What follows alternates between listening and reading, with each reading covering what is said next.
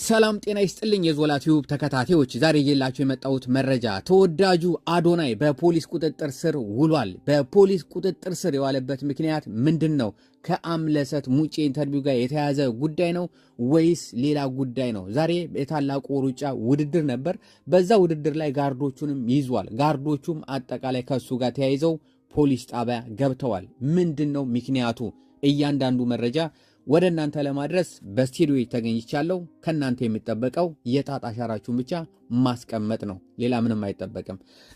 እንግዲህ በእውነት በጣም የሚያናድድም ነው፣ በጣም የሚያስደነግጥም ነው። ልክ ይሄ ገና ብቅ ያለ ወጣት ነው። በቅርብ ጊዜ ተወዳጅን 1 ወር 2 ወር 3 ወር ዓመት እንኳን የቆየ ልጅ አይደለምና ዋው ደስ የሚል ነገር ነው። ለሰዎች ጥሩ ትምህርት እየሰጠ ነው። በተለይ ከአምለሰት ጋር ያረገው ኢንተርቪው በጣም ብዙ ሰዎችን የወደደ ረጋ ያለ ወቸውድ የሚባሉ ጋር ኢንተርቪው ያደረገው ትንሽ እዛ ጋር ወጣ ያለ ኢንተርቪው ነበር። የነሱ ኢንተርቪው ጋር የነበረው የተጠቀሙት ቃላትም ትንሽ እነሱም ያው በለው ስለሆነ ቪው ምኑም እንዲታይ በለው ስለሆነ እዛ ጋር ብዙ የጠፉ ጥፋቶች ነበሩ። ግን በአምለሰት ደግሞ የነዛ ጥፋቶች በሙሉ ተከሰው ረጋ ያለ ኢንተርቪው፣ ቆንጆ ጥያቄ፣ ካስተዳገጉ ጀምሮ የነበረበት ሁኔታ ሁሉ ነገር ረጋ ያለ ከሰዎች ጋር የሚያስማማ ከሰይፉ ጋር እንኳን ለማጣላት ብዙ የተሄደበት ነገር ነበር። ከሰይፉ ጋር ሰይፉ ራሱ እንደዚህ አይልህም፣ ሰይፉ ትልቅ ሰው ነው፣ እንደዚህ አሽሙር የሚናገርበት አይደለም ብላ አረጋግታ ከሰይፉ ጋር እስከሚያስታረቅ ድረስ በንግግሮቿ ማለት ነው የደረሰች ኢንተርቪው። እሱ ንግግሮቹ እኔ ከዛ በፊት የምንቀማቀው እንግዲህ እዛ ወቸው ጉድ ላይም ቀርቦ እንደዚህ መታ ነበር ምናምን የሚለው ብልግና ነገሮቹ ምናምን ሆነው ይሄ ልጅ ምናምን ብዬ ብዙም ይሄን ያህል እንትን ማለለው ልጅ ነው። ግን አምለሰት ጋር ያረገው ኢንተርቪው ግን ዋው! አንደኛ ምንም ጥርጥር የሌለው ነገር፣ አንደኛ እየወደድኩት ያለቀ ኢንተርቪው ቢኖር የሱ ኢንተርቪው ነው። ከምር ነው የምለው። እንደዚህ ትግስት ኖሮ የ1 ሰዓት ኢንተርቪው ቁጭ ብዬ ሰማሁት ቢኖር የሱ ኢንተርቪው ነውና እንዴ ሲያልቅ ራሱ 1 ሰዓት ሞልቶ በጣም ነው የደነገጥኩት። እንዴ አለቀ እንዴ ምናምን ብዬ። ምክንያቱም መልሶቹ ከሷ ጥያቄ የሱ በሳል መልሶች ከአዶናይ አፍ ነው እንዴ እንደዚህ አይነት በሳል መልሶች የሚወጡት እስከ ማለት ድረስ የደረስኩትና ከዛ በፊት የነበሩ እንትኖች ያው ብዙም ይሄን ያህል አይደለም። ግን አሁን በጣም ምርጥ የሆነ በጣም ብዙ ሰዎች ደግሞ የተቀበሉት ሰግጥ ፈምስ በሚል ንግግሩም ይታወቃል። በዛሬው ቀን ደግሞ በአዲስ አበባ ላይ የሩጫ ውድድር አለ። በዛ ውድድር ላይ እንግዲህ ጋርዶቹን ይዞ ነው የተሳተፈው። ጠዋት ገና ስነሳ ነው እንግዲህ ፌስቡክ ላይ ዩቲዩብ ላይ ቲክቶክ ላይ በጣም ተቀውጧል እና አዶናይ በአርድ መንቀሳቀስ ጀመረ በሚል ሰዎች ተናግተዋል። ግማሹ ለምንድን ነው ጋርድ የያዘው? እንዴት ጋርድ ይይዛል? ይሄማ ጥሩ አይደለም፣ ለሱ ጋርድ አያስፈልገውም፣ ለማጣላት ፈልገው ነው ከሰዎች። ስለዚህ ጋርድህን አቆም የሚሉ ብዙ ግንባታ የሚሰጡ ሰዎች አሉ። ምክንያቱም አንተ የህዝብ ልጅ ነህ፣ ሁሉም ህዝብ ስለሚወድህ ማንም የሚነካ ሰው የለም። ስለዚህ እነዚህ ነገሮች ጋርድ ደግሞ ከምንም አያተርፍም እንዳሉትም እውነት ታይቷችሁ ነበር እንዴ እናንተ? ቀድማችሁ ጠዋት ገና እሱ በፖሊስ አያ ስትናገሩ የነበራችሁ ሰዎች ይሄ ታይቷችሁ ነበር እንዴ? የአንዳንዶቹ ኮመንት በጣም ደግፍ ያለው በነገራችን ላይ አንተ የህዝብ ልጅ ስለሆንክ ህዝብ ነው አንተን የሚጠብቅህ እንጂ ጋርድ አይጠብቅህም። ስለዚህ ይሄ ነገር ይቅርብህ ብለውታል። እሱ ደግሞ የያዘበት ምክንያት እንግዲህ የራሱ ምክንያት ሊኖረው ይችላል።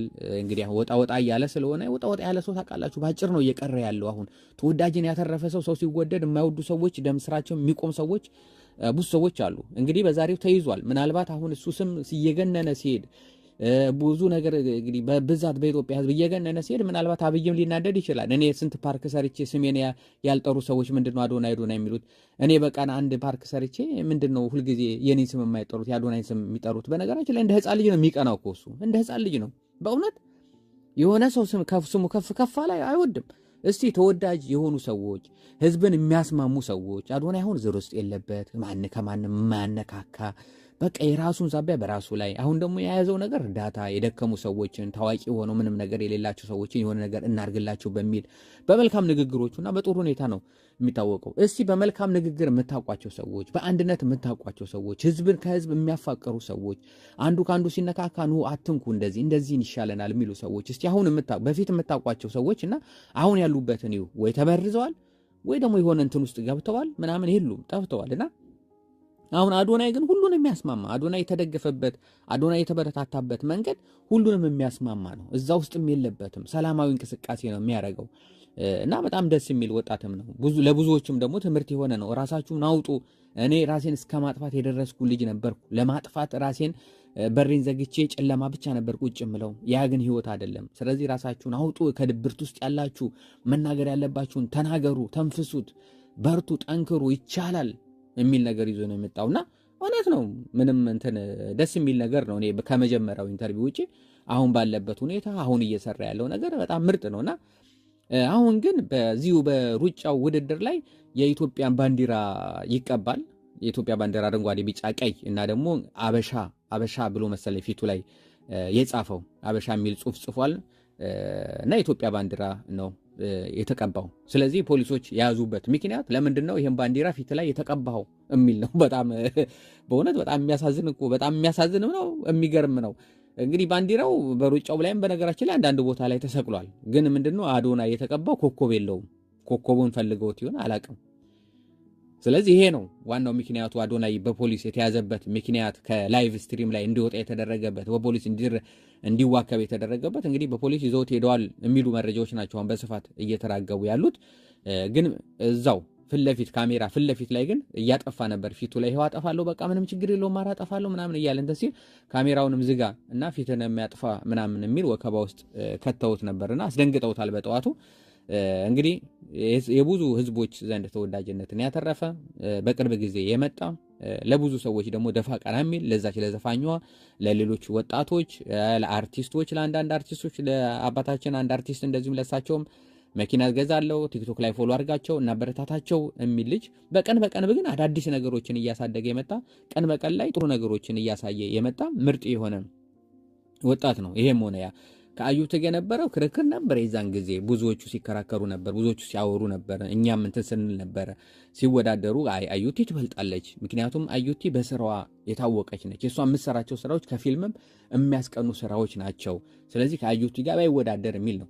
አሁን ደግሞ ያለበት ደረጃ ደግሞ እሱ እያሳደገ አሪፍ እየሆነ ንግግሮቹ ጣፋጭ እየሆኑ ሰዎችን እያስተማረ ያለ ወጣት ነውና በጣም እንግዲህ ያሳዝናል። በዛሬው ቀን የተፈጠረበት ሁኔታ በጣም ያሳዝናል።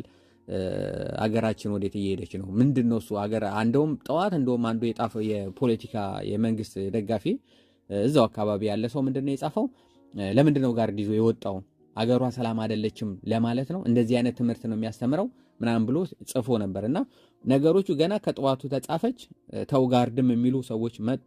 ግን ከመንግስት በኩልም አንዳንድ ነገሮች አገር ስለዚህ አዶናይ ጋርድ ጋረገ አገር ሰላም አይደለችም ማለት ነው ወደሚል ድምዳሜ ደርሰው የመንግስት የቀንቃኞች አሉ አይደል ፓርክ ሰራ ሽንት ቤት ሄደ አብይ ሽንት ቤት ሄደ የሚሉ ምናምን በቃ ያ የሚያደርገው ነገር በሙሉ እንትን የሚሉ ሰዎች እነሱ ሰዎች ናቸው ጠዋት የጻፉት እሱ ከመያዙ በፊት። አሁን ደግሞ እንግዲህ በፖሊስ ተይዟል ማለት ነው። እንግዲህ ተለቆ ይመጣል ብለን ተስፋ እናደርጋለን። ሌሎች ተጨማሪ ጥፋቶች ወይ ደግሞ የሚተበትቡበት ወይ የሚያስሩበት አንዱን ካንዱ አያይዘው እዛው እንትን የሚሉበት ነገር ከሌለ ምክንያታቸው እቺ ባንዲራ የተቀባች ባንዲራ ብቻ ከሆነች እሷን አጥፍቷል። ምን እንደሚሉት እንግዲህ የምንሰማው ጉዳይ ይሆናል። አዶናዬ አይዞ ለማለት እንወዳለን። ሁላችንም እንግዲህ ድምጽ እንሆነው እላለሁ። ስለተከታተላችሁኝ በጣም አመሰግናለሁ። መልካም ቆይታ። ያያዞላ ዞላ